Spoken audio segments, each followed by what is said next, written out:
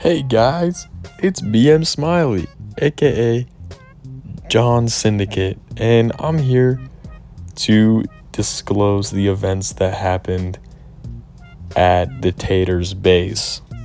So, if you've been watching my last couple videos, you would know that we are very, very poor, and we have just been doing a little pillaging on local bases so that we can get the resources to build our own big base and not need to start off with nothing. We've raided Tempest, we've raided Bedrockers, Birch, Feudalists, and we are still slightly under the threshold that we were aiming for.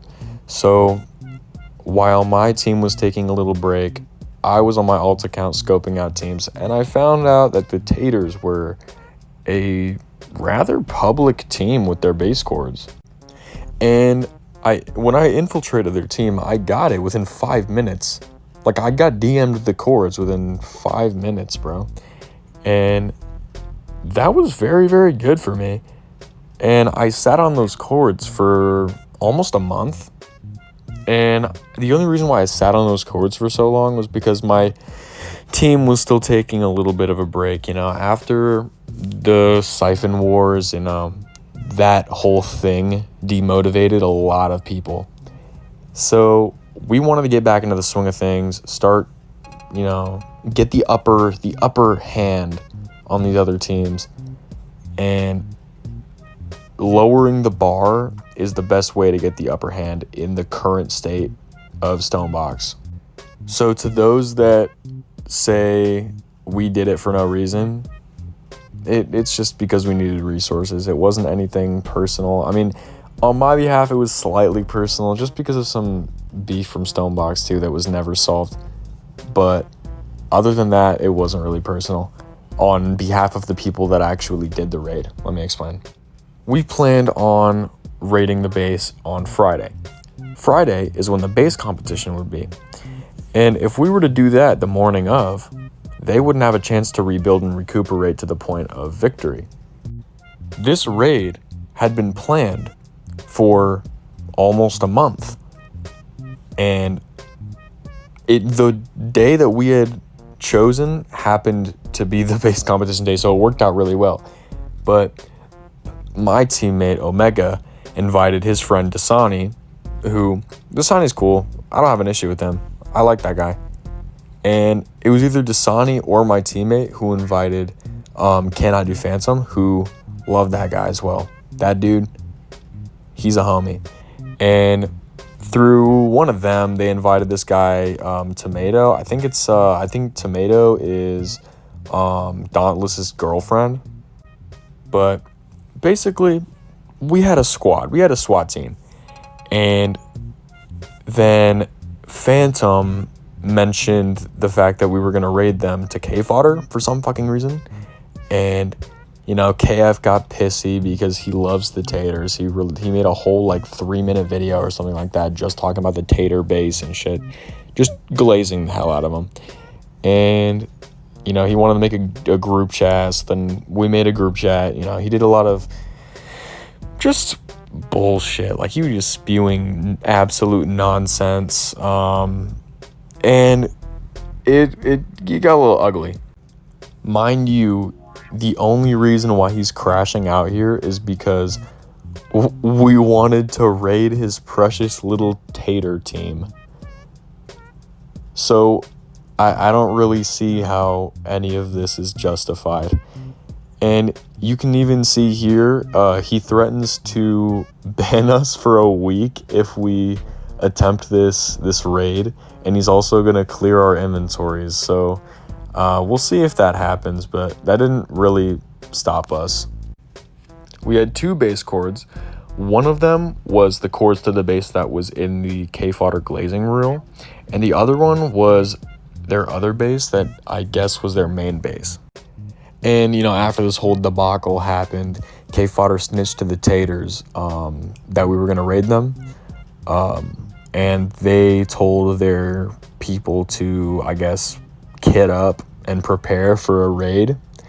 So we knew that we didn't have the luxury of time on our hands. So we had to act fast.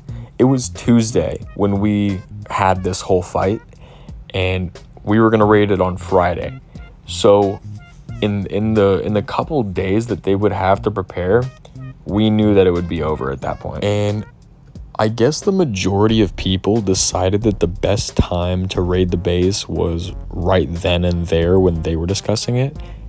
And I was at school, Phantom was sleeping. I didn't think that would go well at all. Like, I'm reading the text and I'm like, bro, this is not gonna work. Nobody's online.